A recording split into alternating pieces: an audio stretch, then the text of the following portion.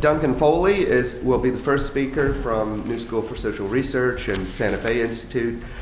He's written broadly on a number of areas in economic theory and growth theory, classical economics, and a variety of other areas. Tony Lawson, the second speaker. Tony's from Cambridge University here. Tony was trained as a econometrician and statistician, but for the last 20 or so years has been working on the philosophy of economics and the role of ontology in economics.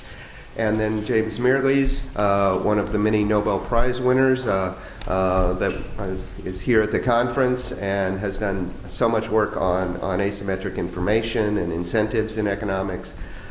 So we will start with Professor Foley, and it should be a lively session.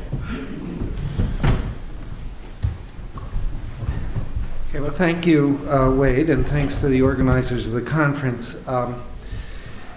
A few months ago, Paul Krugman wrote an article in the New York Times Magazine in which he put forward the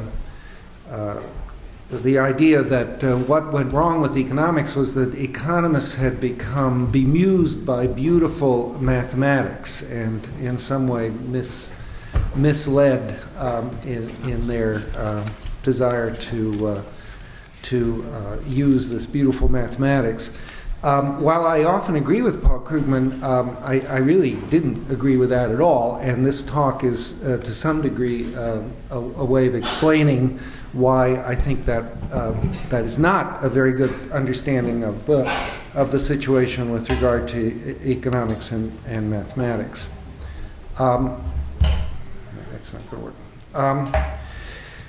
From time to time, I encounter students who have a keen critical interest in economics and political economy and a strong aversion to mathematics.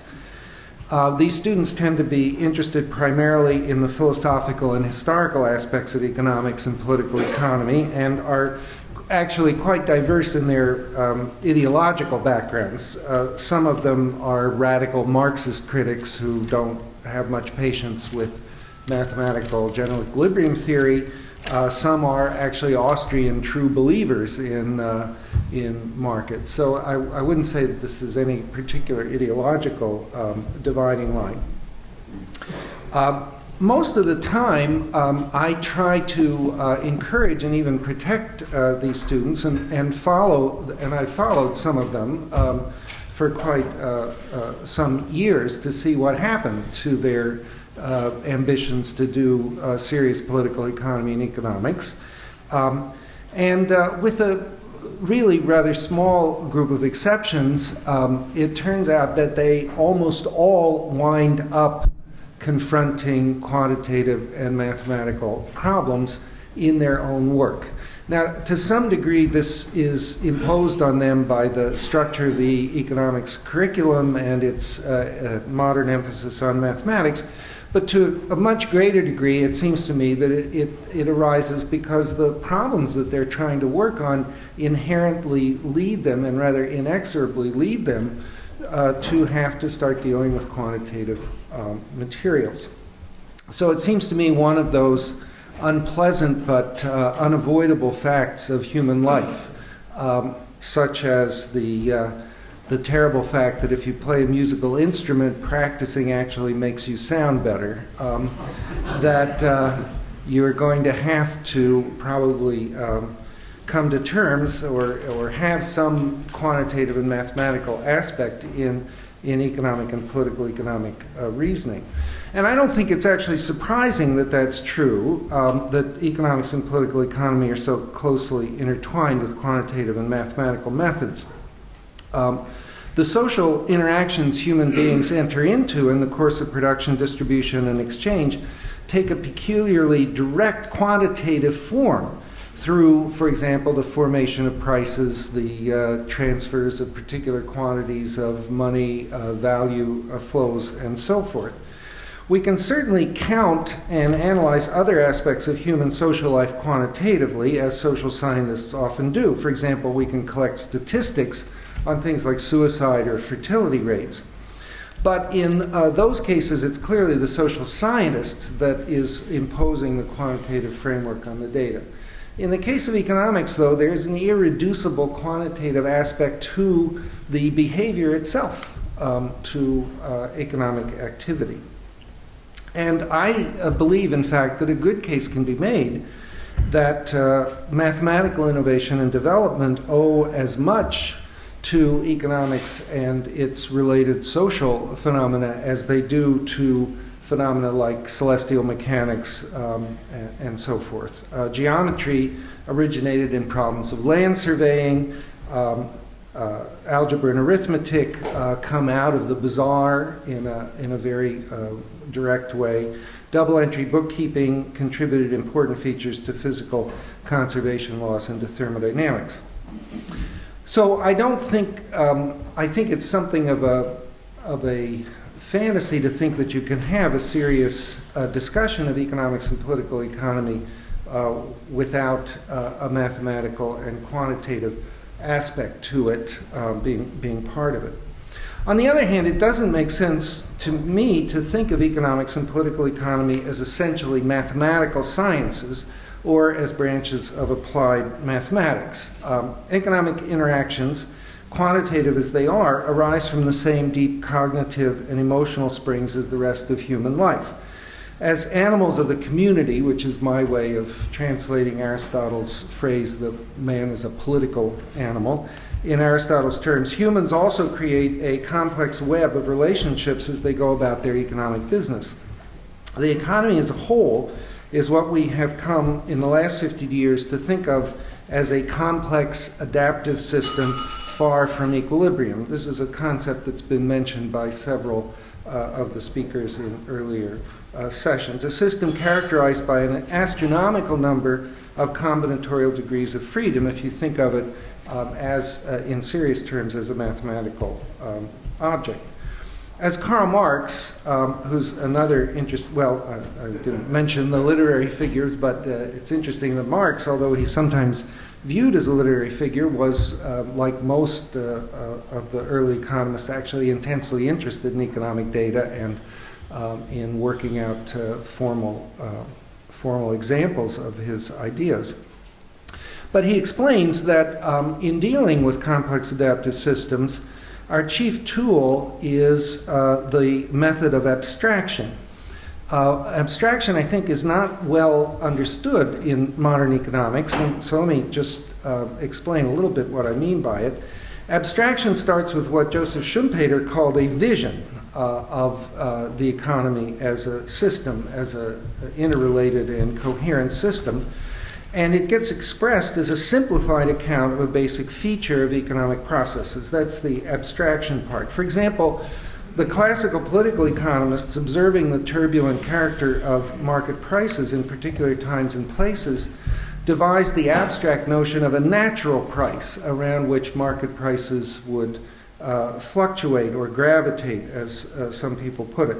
Their abstract vision then posed the question of how a decentralized movement of capital and labor under conditions, under these kinds of conditions would regulate natural prices, for example, by bringing about the emergence of an average profit rate.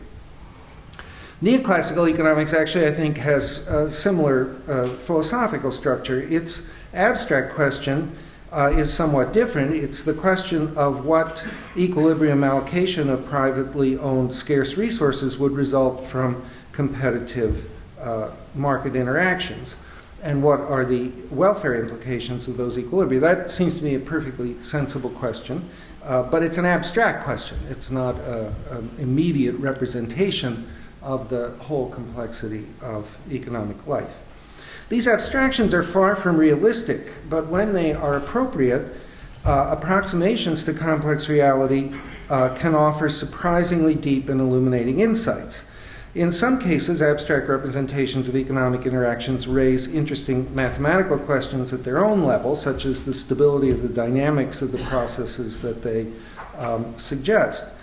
Unfortunately, the human mind is all too prone to reify abstractions, that is, to substitute the abstraction for the reality that it is a tool to study. Um, the great political economists, it seems to me, are precisely identified by their reliable ability to see the abstract in the concrete and the concrete in the abstract without losing track of the difference in levels of thought involved. If mathematical and quantitative considerations are an unavoidable aspect of economic reasoning, they are only then one moment of a much more layered and sophisticated process of theoretical development. In a very stylized sketch, we could think of this process as involving Schumpeter's level of vision, which I'll come back to a little bit later, because I think it's very important, the clear statement of corresponding abstract systems, the logical and mathematical investigation of the properties of the abstract systems, the identification of abstract concepts with operational observables, and the confrontation of the resulting elaborated conceptual system with empirical data. Some moments of this process are well adapted to mathematical and statistical reasoning. Others are inherently conceptual, social, historical, or philosophical, and require sophisticated critical examination using non-mathematical tools. The neglect of the conceptual and critical side of political economy leads to just as much error and confusion as the refusal to formulate problems in mathematical or statistical form when they present themselves in that guise, in my own opinion. Current generations, the second part of the paper is called Garbage In, Garbage Out. Current generations' experience with information technology systems has made us acutely aware of the problem systems programmers refer to as garbage in, garbage out. Mathematical and statistical methods, no matter how carefully they are crafted and how deep the insights on which they are based, cannot yield any better results than the problems and data that are input to them. And this is basically my answer to the Krugman point. It's not that economics got seduced by what economists think of as beautiful mathematics. Actually, some non-economists don't find the mathematics of economics so beautiful after all. But in fact, I think it's a question of the garbage in, garbage out problem. If, to take a relevant example, one uses sophisticated mathematical methods to analyze a complex adaptive system far from equilibrium under the prior assumption that it is an equilibrium system, the sophistication of the mathematics is not going to correct the fundamental conceptual error. Inherent in the application of mathematical methods to economics is the risk of what I will venture to call the Samuelsonian vice, which is my name for the temptation to change the formulation of the abstract problem to fit the mathematical tools available rather than to seek mathematical tools that are appropriate to the actual problem at hand. Samuelson's initiative to refound economics as a mathematical science was an astonishing success in terms of academic politics, but in retrospect, it looks increasingly flawed as a research program. Samuelson's vision saw economics in terms through the lens of constrained optimization problems. And his genius was to adapt a subset of the powerful arsenal of tools developed by mathematical physicists to attack constrained optimization to an economic context. He did this in a much more subtle and critical manner than many other would-be translators of physical methods into economics, who too often wind up merely relabeling physical models with economic categories through defective analogies.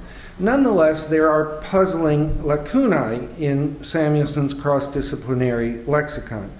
For example, the optimizing methods he imported into economics were mostly developed as a branch of physical thermodynamics, to which neoclassical economics has a family connection. I wrote a paper with Eric Smith from the Santa Fe Institute that's in the Journal of Economic Dynamics and Control in 2008 that explores this in some technical detail. But Samuelson's translation omits the specifically statistical character of physical thermodynamic reasoning, an omission which is all the more surprising because statistical fluctuations and regularities appear in very important ways in economic data, including wealth and income distributions, firm and city size distributions, asset price movements, and business cycle fluctuations. Samuelson's intervention also benefited from the fallout of the socialist calculation debate of the 1930s. Which had many implications for economics, the development of economics after the Second World War, but mostly authorized the idea that it was legitimate to understand economics almost universally, socialist and capitalist economies alike, as zero entropy systems, achieved equilibrium systems in which information was free, and the only real problem was the allocation of resources.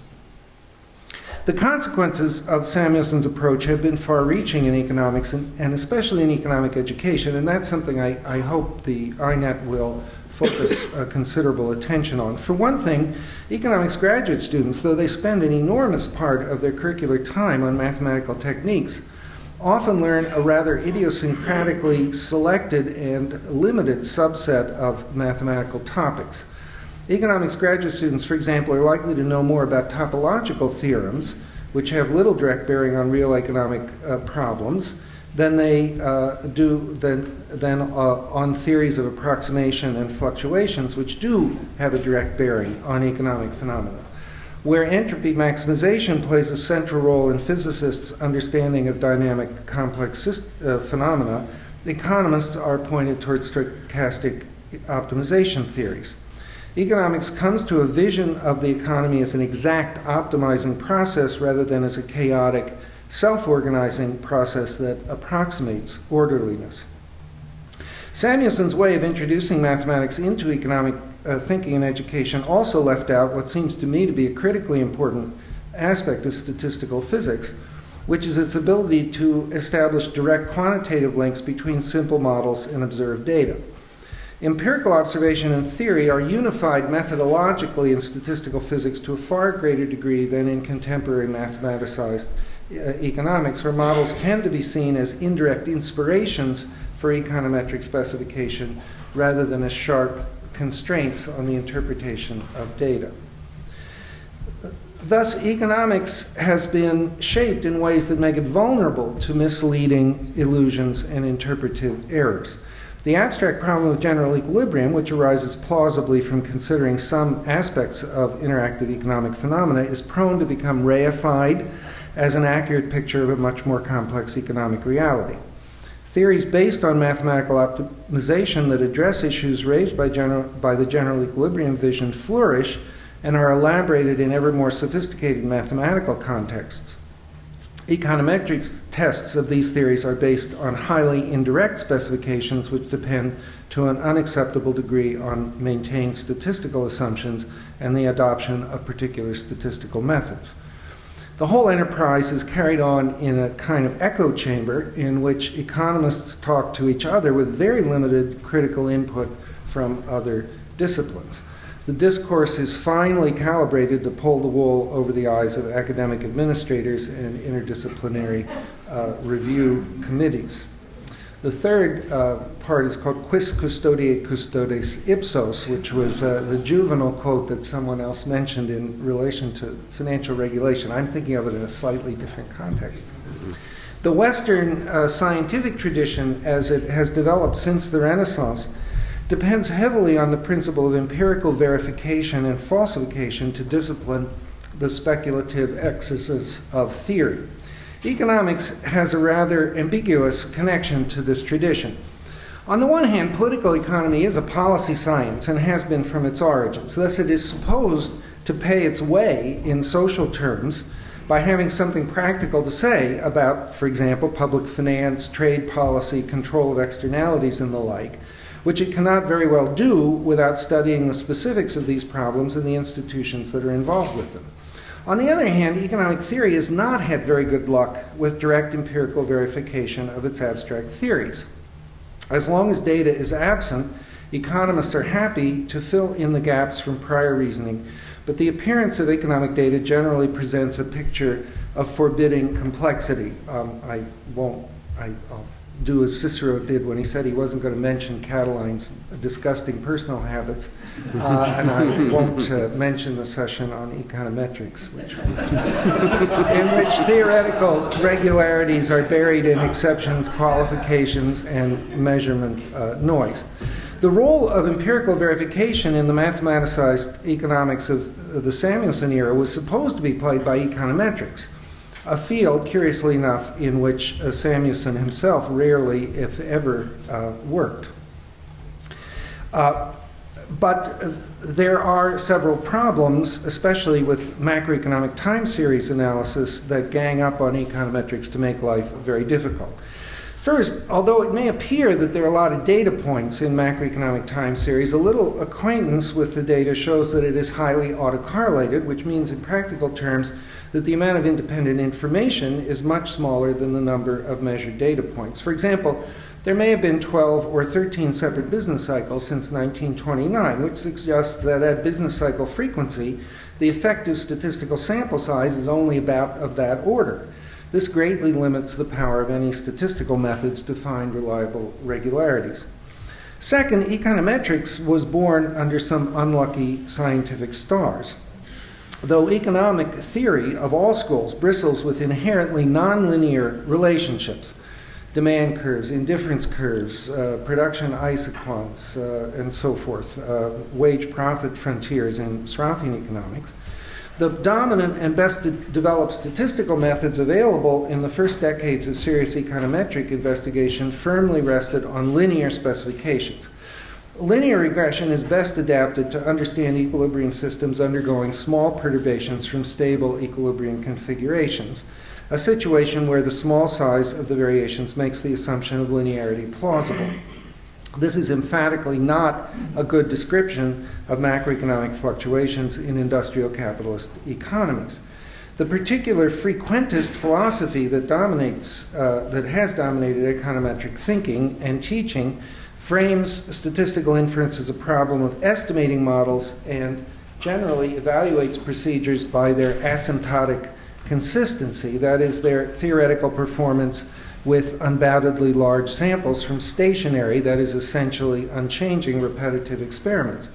This is cold comfort for a science where data points are scarce and a recipe for disaster in macroeconomic research where history is in principle unrepeatable.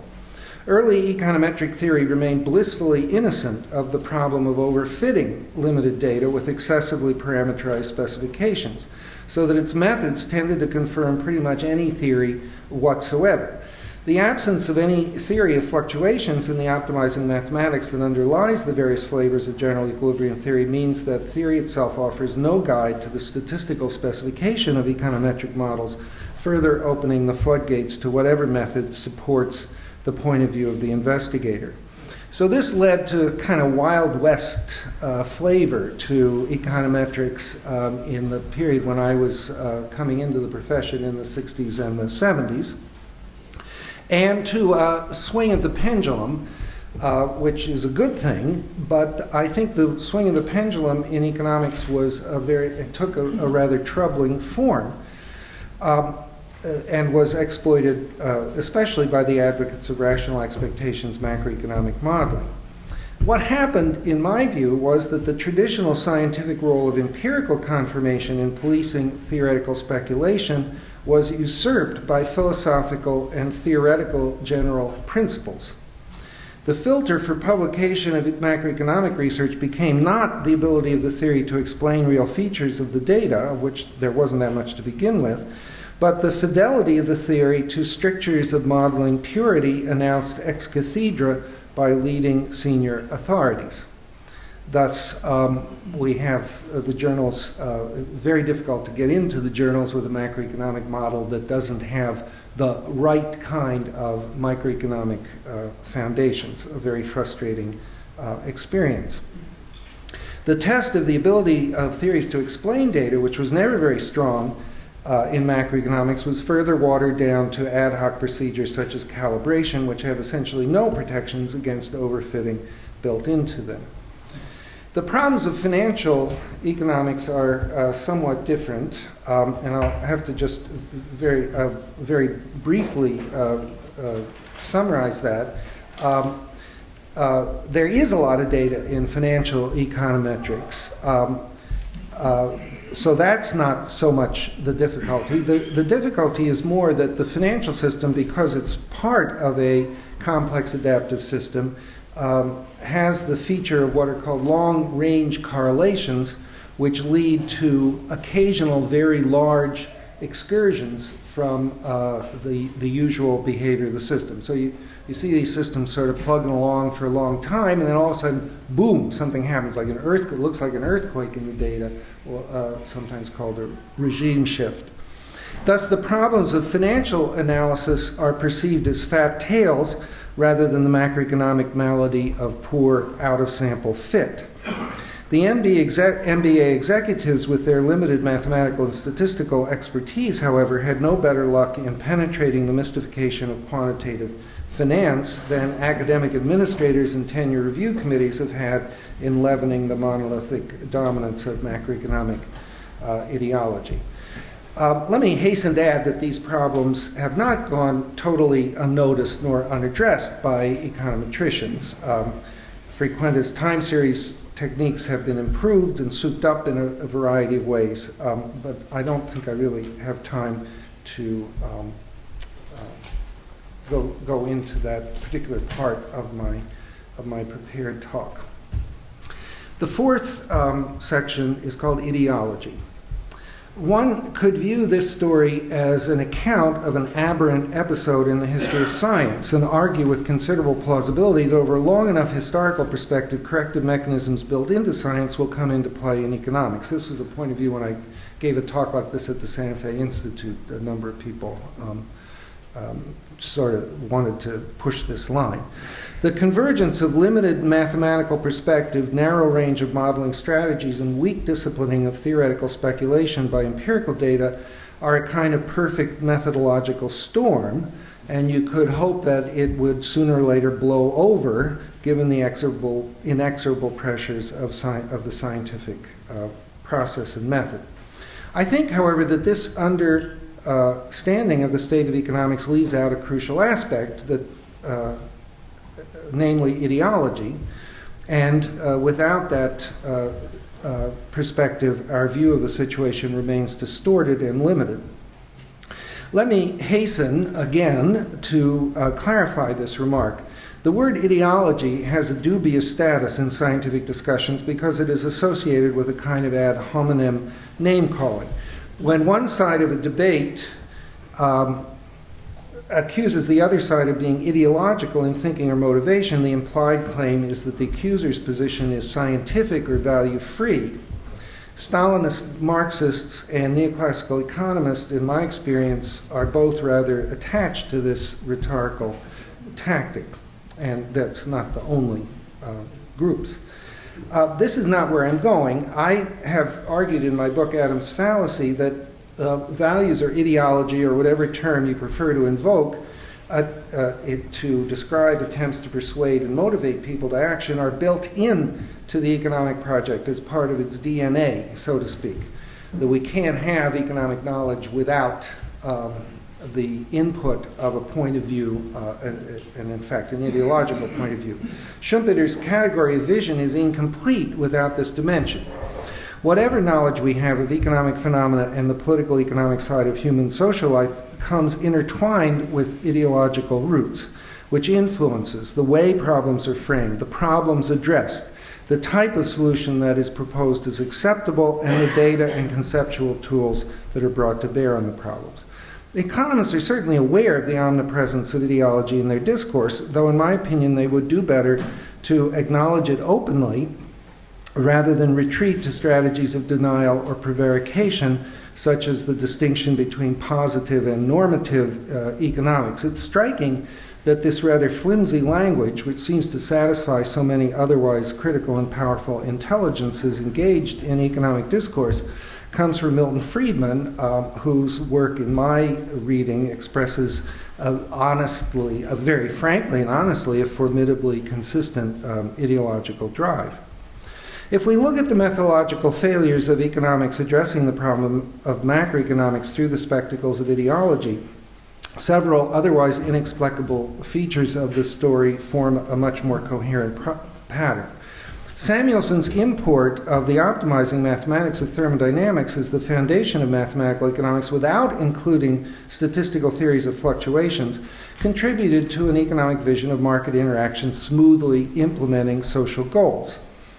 I've argued in a more recent paper, which is available on my webpage, What's Wrong with the Fundamental Existence and Welfare Theorems.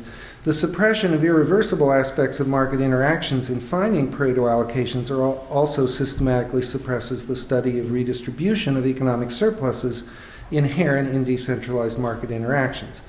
Looked at in this way, the market appears to be a neutral mechanism for achieving economic efficiency through the universal discipline of the price system. Samuelson once said whenever he heard the word entropy, he was going to reach for his gun. I never actually saw him with a gun, thank goodness, since I sometimes was the person to mention entropy. Whenever I hear the word neutral, I reach for my ideology meter.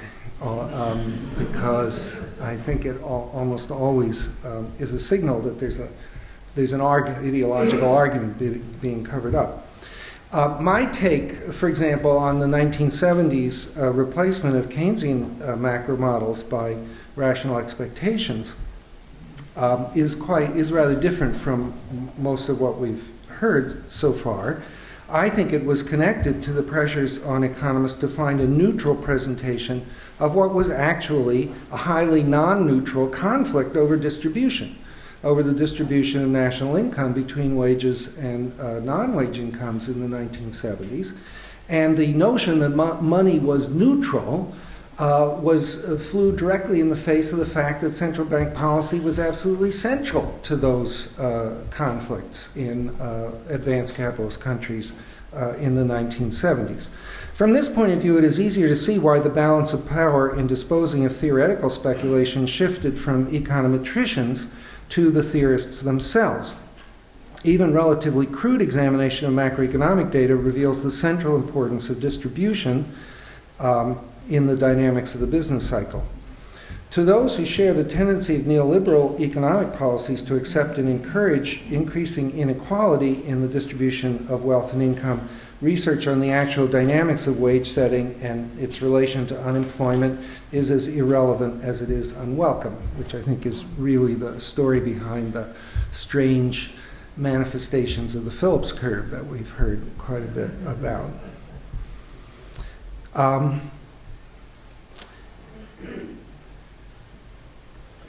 I know I'm probably running a little bit. So when I gave a version of this talk at Santa Fe, Don Farmer told me I was it was too gloomy and too negative. So I wanted to put an end part on this just to mention a few positive ideas about new economic thinking. On the positive side, the story I have sketched here confirms that there are enormous opportunities to introduce constructive new ideas into economics, perhaps particularly, but not exclusively, in the fields of economic theory, macroeconomics, and finance. In my personal opinion, these new opportunities are all connected in one way or another to the vision of the economy as a complex adaptive system far from equilibrium. I've argued in my Schumpeter lectures from 2003, which are published as a book called Unholy Trinity. I believe that this change in point of view would return economics to its most fertile and intellectually challenging roots in the work of the classical political economists, and to a philosophically more open and dialectical view of the economy as an aspect of human life. This seems to me that to involve several things: a reformulation of the problem of equilibrium and allocation to include a theory of fluctuations, the adoption of a view of equilibrium consistent with, if not slavishly imitative of, the notions of statistical equilibrium in common use in thermodynamics and other sciences. This, I believe, offers the prospect of unifying the theories of allocation and distribution in a much more satisfactory way. It seems to me in econometrics that the right way to understand the dynamic stochastic general equilibrium episode is that it's actually the last gasp of the Modigliani program. That is, it was an attempt to correct the difficulties of a bad old Keynesian economics. But it still had the same methodological notion that what you wanted was to try to make models that predicted the actual path of the economy. I think maybe we have to give that up methodologically, and we ought to have a different set of methodological goals focusing on the general type of dynamics that complex dynamic systems can exhibit. And I just have one more. I also think a lot more could be done in macroeconomics on the coordination, treating macroeconomics as a social coordination problem along the lines of Peter Diamond's and the Cooper and John early models and the related points that Joe Stiglitz mentioned before. It would be a mistake to limit the ambitions of the Institute for New Economic Thinking too narrowly, and particularly to focus disproportionately on the specific flaws of recent work in macroeconomics and finance. I have argued here as forcibly as I can that it is a serious error to indict mathematical thinking or the use of mathematics per se as the source of these flaws. What economics needs is not more or less mathematics and statistics, but mathematics and statistics better adapted to its problems and its limitations. In the long run, the discipline of economics will be shaped as much by its sociology and the philosophy of science and scientific interchange that commands its consensus as by particular methods or theoretical approaches.